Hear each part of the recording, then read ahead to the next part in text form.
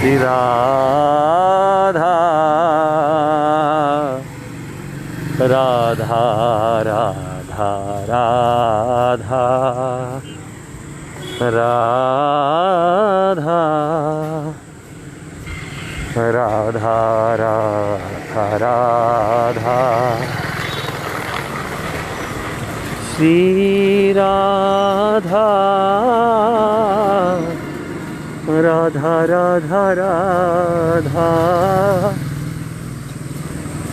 श्री राधा राधा राधा राधा श्री राधा राधा राधा राधा श्री राधा राधा राधा राधा। जय वृंदावन, जय श्री राधे, जय श्री कृष्ण। श्री वृंदावन धाम की जय, ब्रज रानी की जय, श्री वृंदावन की लता पता की जय, वृंदावन के भक्तन की जय। श्री धाम वृंदावन की परिक्रमा मार्ग पे श्री मदन टेर के निकट से अभी हम निकल करके श्री यमुना जी की ओर जा रहे हैं। ठाकुर जी की कृपा से मंदिरों का दर्शन अभी बंद है, परंतु यहाँ चहल पहल आप देख रहे हैं। सब ब्रजवासी ठाकुर जी की मस्ती में मस्त घूम रहे हैं। किसी को कोरोना नाम की महामारी का कोई भय नहीं है और ब्रजवासियों ने मास्क भी यथा योग्य ही धारण किए हैं। सब लोग अपनी मस्ती के साथ वृंदावन की रज में लौट रहे हैं और आज इसी क्रम में इच्छा हुई कि श्री वृंदावन धाम की परिक्रमा श्री यमुना जी के तट तक आप सबके साथ हम लोग दर्शन पाएं। यहाँ आज बड़ा सुंदर मौसम है। दिन में तो भयंकर गर्मी रही। संध्या के समय ठाकुर जी ने ऐसी बंसी की फूंक की तरह हवा का तेज झोंका चलाया और एकदम फिर श्री जी की कृपा धड़ाधड़ वर्षा के रूप में 10-15 मिनट के लिए आई और बड़ा सुहावना मौसम वृंदावन का इस समय। आप सब लोग वृंदावन की लता पता का दर्शन कीजिए, वृंदावन की ये सुंदर परिक्रमा रज रानी का वंदन कीजिए और यहाँ ब्रजवासियों की मस्ती देखिए। अभी टिक्की चाट पकौड़ा की इतनी छूट तो नहीं है, लेकिन आप सामने देख सकते हैं गोलगप्पे की दुकान सजी हुई है और मोटा मोटा मुंह खोल करके लोग गोलगप्पा प्रसाद पा रहे हैं। और इस प्रकार भीतर बाज़ार की क्या स्थिति है उसका तो हम कुछ कह नहीं सकते। यहाँ इस समय हम इस्कॉन मंदिर की गौशाला के बाहर से निकल रहे हैं। ये सुंदर लता पता के बीच गौ माता विचरण करती है और गौ माता का दर्शन भी हो गया। ब्रज की लता का स्वाद ले रही है और यहाँ सुंदर मनोरम हरियाली चारों तरफ। और परिक्रमा मार्ग में इस बार विशेष जो आनंद आया तो यहाँ किनारे किनारे पर जो पेड़ पौधे लगाए हुए थे वो सब अपनी यौवन अवस्था को इस समय प्राप्त कर रहे हैं और आने वाले कुछ महीनों में जब तक आप सब लोग निश्चिंत होकर के वृंदावन पधारोगे तो परिक्रमा मार्ग के इन लता पताका पौधों का और भी विराट स्वरूप आपको देखने को मिलेगा। और ये सुंदर दृश्य श्री वृंदावन धाम का, घनघोर काली घटाएं देखो श्री जी के और श्याम सुंदर के मिलन का सुंदर सुखद जैसे दृश्य बना हुआ हो। गौर श्याम घटा आकाश मंडल में आप लोग दर्शन करें। प्रिया प्रियतम का सुंदर सहज मिलन, इस रूप में सुखद दर्शन की प्राप्ति यहाँ पर हो रही है। और हर प्रकार से श्री जी की कृपा का आनंद ब्रजवासी मना रहे हैं। मंदिरों का दर्शन भले ही जन साधारण के लिए बंद है, परंतु ठाकुर जी के उत्सव, ठाकुर जी की सेवा पूजा किसी भी मंदिर में एक क्षण के लिए भी बंद नहीं हुई।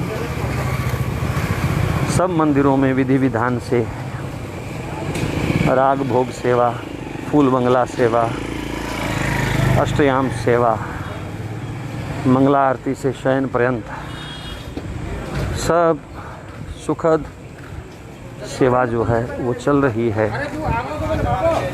अपने अपने आश्रमों में संत जहाँ भजन में, साधना में अपना अधिकतर समय व्यतीत कर रहे हैं, वहाँ आश्रम वासियों के साथ थोड़ा बहुत सत्संग का भी क्रम, कथा इत्यादि का भी क्रम बना हुआ है। बहुत सारे संत महापुरुष फेसबुक से, यूट्यूब से अपने ठाकुर जी के रसिकों को लाभान्वित कर रहे हैं। और इस प्रकार पूरे वृंदावन में ठाकुर जी की कृपा का ये सुंदर लॉकडाउन चल रहा है। इस कोरोना ने बहुत कुछ करना सिखा दिया। सफाई क्या होती है, पवित्रता क्या होती है, शुद्धि क्या होती है, सादा खान पान और उसका जीवन में क्या महत्व है। शायद ठाकुर जी ने यही कुछ शिक्षा देने के लिए इस प्रकोप को कृपा के रूप में धरती पर उतारा। अपने व्यक्तिगत जीवन में अगर हम झांक करके देखें तो बिल्कुल हम लोगों की पशुवृत्ति बन चुकी थी। उम्मीद है लोग पूरी तरह अभी भी सुधरेंगे नहीं। जैसे ही उन्हें पुनः अवसर मिलेगा वो अपनी पशुता फिर दिखाएंगे। जैसे शराब खुलने पर लोगों ने अपनी पशुता दिखाई, ऐसे ही ढाबे, रेस्टोरेंट, मॉल खुलने पर पूरी तरह से जब आज़ादी होगी, लोग उसी पशुता का व्यवहार फिर दिखाएंगे। विवाह शादियों में कैसे जानवरों की तरह एक दूसरे के ऊपर चढ़ कर के पहले मुझे, पहले मुझे, पहले मुझे। और यही कारण है कि हमारा शरीर दूषित तो हुआ ही, लेकिन उस जूठे अन्न को, प्रदूषित अन्न को खा खा करके हम सबकी मनोवृत्ति भी भ्रष्ट हुई। और उस भ्रष्ट मनोवृत्ति से साधन भजन हो पाना बड़ा मुश्किल है।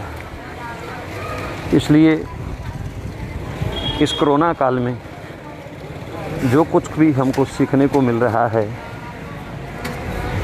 सब जीवन में उतारने योग्य है।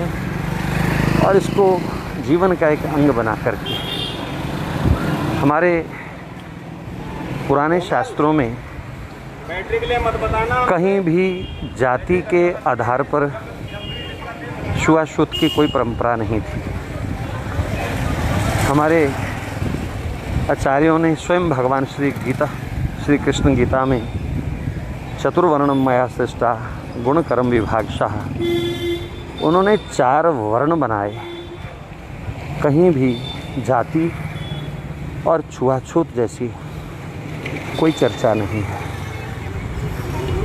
समय का कुछ प्रकोप रहा, कर्म के आधार पर जो छुआछूत थी उसको जातियों का नाम दिया जाने लगा। और हमारे पुराने ऋषि लोग, मुनि लोग, तपस्वी लोग, हमारे बुजुर्ग सावधान रहते थे कि कोई किसी प्रकार का ऐसा कर्म करने वाला जिससे प्रदूषण फैलता हो, जिससे कोई रोग का कीटाणु फैलता हो, ऐसे लोगों से दूरी रखो। लेकिन आज समय ने फिर सिद्ध कर दिया कि वो व्यवस्था कितनी आवश्यक थी, कितनी ज़रूरी थी। जहाँ तक जातिगत विशेष बात है, अगर जाति के आधार पर कोई छुआछूत होती तो भगवान राम कभी भी शबरी के आश्रम ना पधारते और उनके जूठे बेरों का भोग ना लगाते। इसके साथ साथ आप लोग काली देह का दर्शन कीजिए। ये वही सुंदर स्थान जहाँ पर भगवान ने कालिया नाग को नथा था।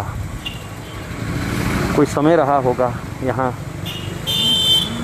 श्री यमुना जी की सुंदर धारा बहती होगी और संतों का मानना है कि ये पेड़ आज भी वही है जिसके ऊपर बैठ कर के श्याम सुंदर यमुना जी में कूदे थे काली देह में।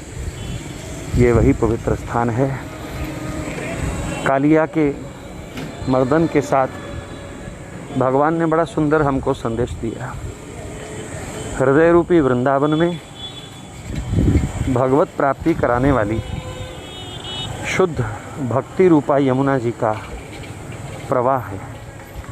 लेकिन काम रूपी कालिया, क्रोध रूपी कालिया और ये 5 विषयों के रस रूप गंध शब्द स्पर्श, यही कालिया के 5 फन हैं।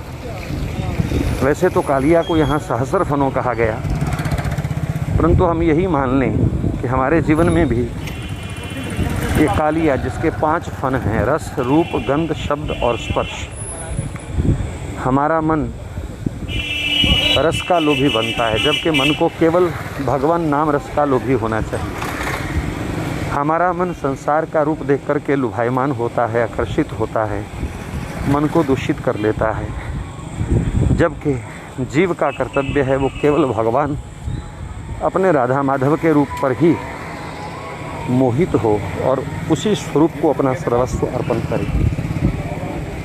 अच्छा शब्द, प्रियजनों का शब्द, प्रियजनों की वाणी, जिनसे मोह ममता का संबंध है उनसे बातें करना, अथवा नाना प्रकार के गीत संगीत में अपने मन की रुचि को व्यवस्थित करना, आज प्रत्येक जीव का स्वभाव बना हुआ है। जबकि हमारे लिए परम हितकारी शब्द श्री गुरुदेव भगवान का दिया हुआ वो शब्द मंत्र रूप शास्त्र की वाणी, गीता रामायण भागवत जी की वाणी, यही एक ऐसा शब्द है जो हर प्रकार से हमारा मंगल कर सकता है। ऐसे ही हम स्पर्श पाना चाहते हैं प्रियजनों का, कामवेश में स्पर्श की इच्छा होती है, अपना बच्चों के प्रति हमारा वात्सल्य है जो उनको हृदय से लगाने की चेष्टा करता है। जबकि साधना में लीन, अध्यात्म में लीन किसी भी साधक को अगर स्पर्श की इच्छा रखनी है तो श्री हरि चरणों से मैं कैसे लिपटूं, उनके चरणों को अपने वक्ष पर कैसे धारण करूं। गोपियां भगवान से अगाध प्रेम करती हैं, लेकिन गोपी गीत में आप पढ़ो, उनकी इच्छा सिर्फ एक ही है कि हे श्याम सुंदर, आप अपने चरणारविंद को हमारे वक्ष पर उतार दो। लेकिन क्या करें प्रभु, हम अपने वक्षस्थल पर आपके चरणों को उतारने की प्रार्थना तो कर रही हैं, लेकिन फिर भी हमें डर लग रहा है कि कहीं हमारा कठोर वक्ष और उस वक्ष में जो कठोर हड्डियां हैं कहीं आपके कोमल चरणों को चुभ ना जाएं। तो भगवान के चरणों का स्पर्श पाने की तीव्र इच्छा। गोपियां कहती हैं, जिन चरणों से आपने कालिया के फन पर नृत्य किया, वो कालिया विषधर और उसके सिर पर आपने अपने चरण धर दिए। प्रभु, क्या ऐसी कृपा हम पर नहीं हो सकती? उन चरणों को आप हमारे सिर पर कब रखोगे? तो इस प्रकार जब स्पर्श की इच्छा होती है तो ये पांचों विकार भी हमारी साधना में सहायक बन जाते हैं। यहाँ आप मदन मोहन जी का टीला देख रहे हैं। भगवान मदन मोहन यहीं विराजमान थे। मुगल काल के आतताइयों के कारण बाद में मदन मोहन भगवान राजस्थान में जाकर के विराजमान हुए। ब्रज के संतों का मानना है कि वृंदावन में सबसे पहला ईंट का मंदिर यही बना था, मदन मोहन जी का। इनका दर्शन करो, प्रणाम करो। तो हम चर्चा कर रहे थे छुआछूत की, जातिवाद की। आज कोरोना काल में अपनों को भी छूने में हमको परहेज हो रहा है। आज मरे हुए पिता को पुत्र नहीं छू रहा, मरे हुए भाई को भाई नहीं छू रहा, कोई उनका स्पर्श नहीं करना चाहता।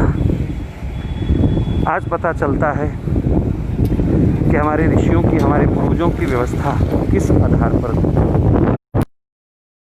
एक वायरस के भय से जो अंतर बनाए रखने की, दूरी बनाए रखने की आवश्यकता पड़ गई, यही सही मायने में किसी समय छुआछूत थी कि जिन लोगों का इस प्रकार का कर्म है, जिन्हें हर समय नहीं छुआ जा सकता, उनसे थोड़ी दूरी बना के रखी जाए।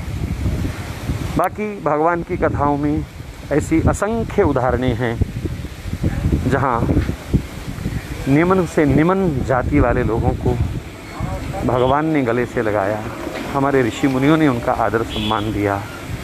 ऐसे अनेक नाम आप लोग भक्तमाल इत्यादि में ग्रंथों में पढ़ते सुनते हैं। तो ये जो कोरोना महामारी, मैं तो इस कोरोना को ठाकुर जी की करुणा इसीलिए कहता हूँ क्योंकि हमको कैसे जीना चाहिए, कैसे हमारा रहन सहन होना चाहिए, ये सब सिखाने के लिए ही ठाकुर जी ने ये हमको व्यवस्था दी।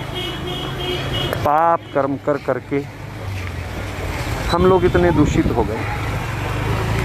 आप देखिए वृंदावन की अपार महिमा है, और इस वृंदावन में लोग आकर के दर्शन करते हैं, माथे पर बड़ा बड़ा तिलक धारण करवाते हैं और वही होटल में रात को बैठ करके शराब पीते हैं।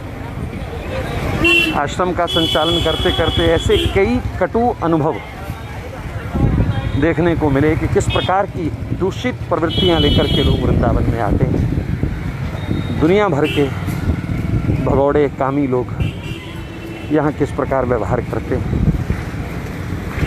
और वृंदावन की मर्यादा को हमने प्रदूषित किया। प्रदर्शन की दौड़ चारों तरफ लगी हुई है, और क्षमापूर्वक कहना चाहता हूँ कि प्रदर्शन की दौड़ में बहुत सारे कथावाचक हमारे जैसे संत वो भी शामिल हो गए। वास्तविक संदेश से हम लोग भटक गए, वास्तविक राह से हम लोग भटक गए।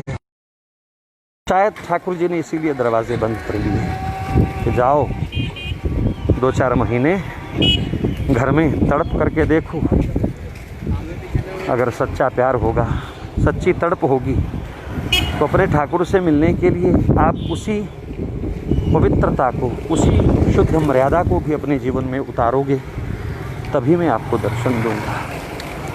हमें शुद्ध करने के लिए, पवित्र करने के लिए शायद भगवान ने दरवाजे बंद किए। आज हज़ारों लोग तड़प भी रहे हैं, हज़ारों लोग क्या खाएंगे, कहाँ जाएंगे, कैसे होगा, इस चिंता में भी अपने भजन भाव को छोड़ करके बैठे। हज़ारों लोग टाइम पास करने के लिए कोई ताश खेल रहा है, कोई जुआ खेल रहा है, और शराब की जैसे ही बिक्री शुरू हुई 4-4 गुना दाम दे करके भी लोगों ने अपना वो असली चेहरा प्रकट कर ही दिया। तो इसमें बिहारी जी का क्या दोष है? अगर उन्होंने द्वार बंद कर लिया तो हम उनको कैसे दोष दे सकते हैं? हमारे अपराधों का ही ये दंड है। इसलिए आज वृंदावन की रस से मैं आप सबको निवेदन कर रहा हूँ कि शुद्ध हो जाइए, अपने भीतर की कालिमा को धो डालिए अश्रुओं से, अपने हृदय की मलिनताओं को विरह अग्नि प्रज्वलित करके आप लोग भस्म कर दीजिए। फिर उसके बाद जो दर्शन का सुख होगा वो असली होगा। दिखावा, प्रपंच और ना जाने क्या क्या आडंबर हम लोग भक्ति पथ पर भी करते रहते हैं, ये उचित नहीं है। भजन सादगी को कहते हैं, भजन विनम्रता को कहते हैं, भजन दैन्यता को कहते हैं, भजन समर्पण को कहते हैं, भजन सेवा को कहते हैं। केवल हाथ में माला पकड़ने से भजन नहीं हो जाता, केवल तिलक धारण करने से भजन नहीं हो जाता, केवल कंठी माला धारण करने से भजन नहीं होता, किसी गुरु से दीक्षा लेकर के उसके साथ फ़ोटो खिंचवा के घर में टांग लेने से भजन नहीं होता। हृदय की गहराई से पुकार प्रकट हो, हृदय की अंतरंग भाव ठाकुर जी के लिए ललायित हों और आँखों में एक दिव्य इंतज़ार कब मिलन होगा, वो मिलन की प्रभात कब आएगी, ये मेरे पापों की काली अमावस की रात कब होगी, ये जो मेरे ही कुकर्मों का फल ठाकुर जी ने मुझे दिया, इनका अंत कैसे होगा। कुछ ऐसी चिंताएं लेकर के अपने आप के साथ लड़िए, अपने मन के साथ लड़िए, अपने अंतर को होने का प्रयास कीजिए। हमारी आंखों में आंसू तो बहुत है, लेकिन मैं पूछना चाहता हूँ कि आपके पास वो आंसू है जिस आंसू से सरकार प्रसन्न होती है? ये व्यर्थ का पानी किसके लिए बहा रहे हो? कितनी चिंता कारोबार की, कितनी चिंता संवरने की, कितनी चिंता, क्या इससे आधी तड़प भी, क्या इससे आधी चिंता भी कभी भगवत भाव नहीं लगी। यही कारण है कि आज हम चाह करके भी अपने लाडले, अपने आराध्य दर्शन से वंचित हैं। श्री जी इतनी दयालु हैं, इतनी दयालु हैं, कोप करना तो जानती नहीं। कोप क्या होता है उनके शब्दकोश में ये शब्द ही नहीं है। मैंने तो कई बार कहा, अगर हम श्री जी से कहें कि आप क्रोध करने का थोड़ा सा नाटक कर दीजिए, अभिनय कर दीजिए, तो शायद वो क्रोध का अभिनय भी नहीं कर पाएंगे। केवल करुणा, केवल करुणा। लेकिन आज लाडली सरकार भी हम सबसे मुख मोड़ करके अपना पट बंद करके बैठी है, इसीलिए कि किसी तरह मेरे भक्तों की, मेरे प्रेमी जनों की, मेरे रसिक जनों की शुद्धि हो सके। आओ प्रयास करें। बहुत तेज़ बरसात फिर शुरू हो गई है। मैं आज यही विश्राम ले रहा हूँ। यमुना जी के किनारे लगभग हम पहुँच चुके हैं। आप लोग यमुना जी को मानसिक प्रणाम करें और वृंदावन की रज को मस्तक पर धारण करके कुछ इन बातों को, ये सब बातें आपको नहीं अपने आप को कही हैं, मैं भी प्रयास करूं, आप भी प्रयास करो। जय श्री राधे, जय वृंदावन, जय वृंदावन।